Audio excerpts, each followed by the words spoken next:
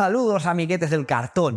Hoy, en Historias del Magic, nos embarcaremos en un emocionante viaje a través de las eras para ver cómo se creó la mono red, la monocolor roja, unos arquetipos más duraderos y más agresivos de la historia de Magic. Prepárate para descubrir cuáles fueron los orígenes de esta estrategia y cómo ha ido evolucionando a lo largo del tiempo. ¡Vamos allá!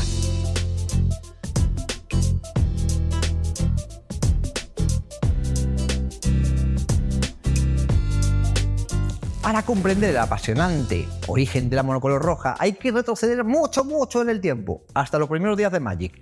Hay que retroceder antes de la formación de la Duelist Convocation, que fueron el germen de los primeros torneos de Magic. Hay que retroceder antes de la creación de las listas restringidas y de prohibidas. En aquellos días no existían reglas de construcción de mazos y los jugadores simplemente juntaban cartas y experimentaban. Rudy Edwards recuerda jugar un mazo tal que así a finales de 1993, justo después del lanzamiento de una colección llamada Arabian Nights, la primera expansión que hubo de Magic. El único requisito de la construcción de mazos en aquella época era que tuviera un mínimo de 40 cartas. Y aunque pueda parecer gracioso y absurdo, en realidad este mazo revela la esencia de todas las mono reds que han existido en la historia.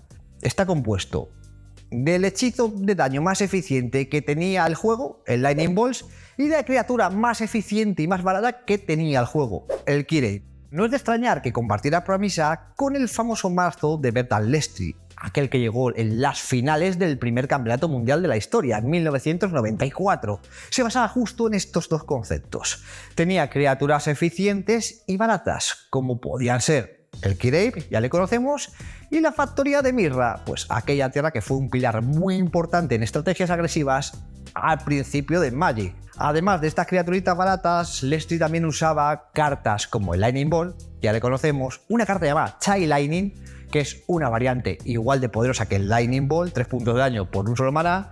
Incluso tenía un par de Psionic Blast que hacen 4 puntos de daño a cambio de 3 manás para infligir daño adicional. La estrategia era hacer daño rápido con tus bichitos baratos en los primeros turnos y rematar a rayos a tu oponente. No sé si te sonará toda esta estrategia de algo, a lo mejor no la habéis jugado en la mono red ni la habéis sufrido. Aunque esta baraja quedó en segundo lugar, el mazo de Lestri realmente ha sido más famoso y ha sido un arquetipo más duradero que el del propio campeón del mundo de 1994, de Zach Dolan. Vista de la perspectiva de ahora, el mazo de Zach parece desafinado y ortodoxo. Es muy fácil que el mazo de Lestri y muchas de sus variantes se vean fácilmente en partidas de old school, ya que, pues es una estrategia que siempre funciona. Criaturitas rápidas, daño rápido y cerrar la partida antes que el oponente pueda reaccionar. Eso sí, tanto Rudy como Bertrand crearon su mazo a través de la experiencia y la intuición. Pero en cambio Jay Snyder alcanzó el éxito a través de investigar y del estudio. En 1994 estaba escuchando a un profesor de una clase de álgebra lineal en la Universidad del Estado de Georgia y se dio cuenta que podía utilizar los conceptos que estaba explicando el profesor en la clase para su mazo de Magic.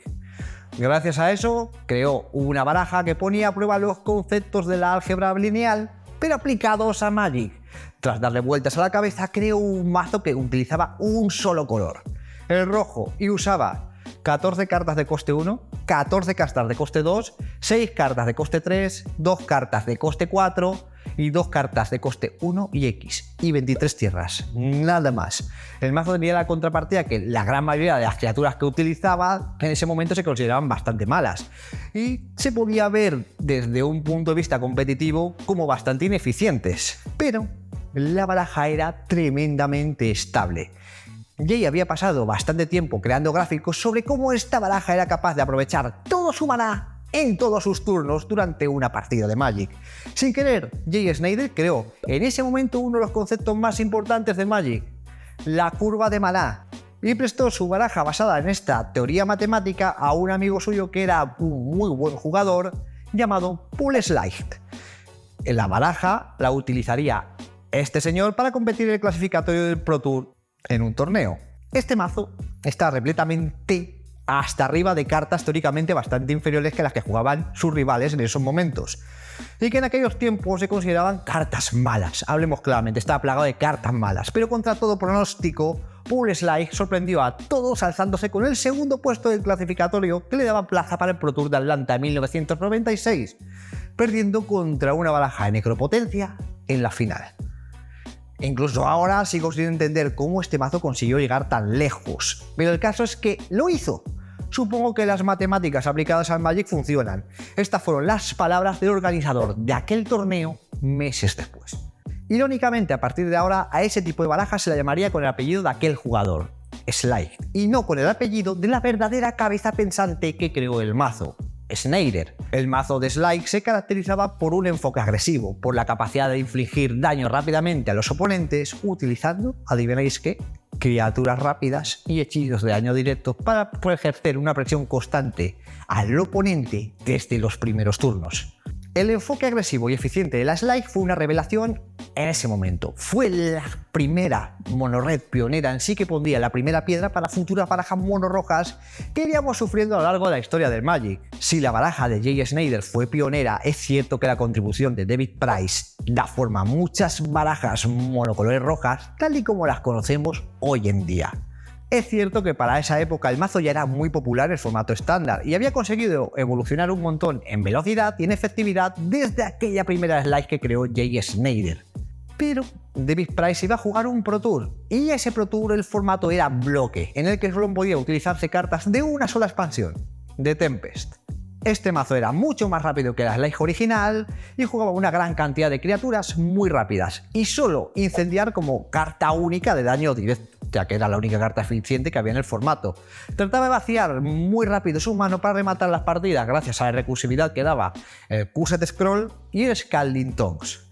Sin duda, la velocidad de este mazo y el tremendo poder que daba el Cursed Scroll hizo que David Price ganara ese Pro Tour, sobrepasando a todos sus oponentes ese top por pura velocidad.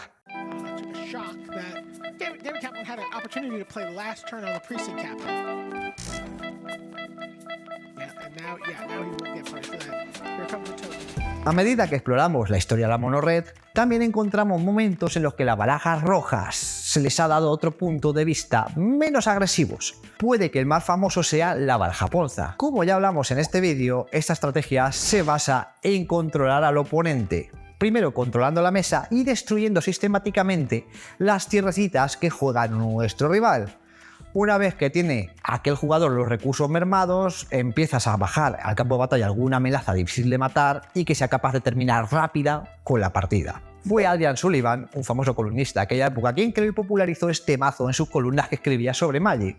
Aunque el mérito lo han hecho varios jugadores que hicieron muy buenos resultados con esta baraja con el paso de los años. Quizá la, abro comillas, versión más exitosa de barajas de este tipo fue la Mono Brown, con la que Kai Budde ganó el Mundial de 1999 y que, aunque no se había creado la Ponza, compartía muchas de sus características, es decir, de controlar la mesa y apretar un poquito al maná del oponente. Con el tiempo, las Ponzas se establecerían como una estrategia bastante respetada en los formatos competitivos, sobre todo en la década de los 2000.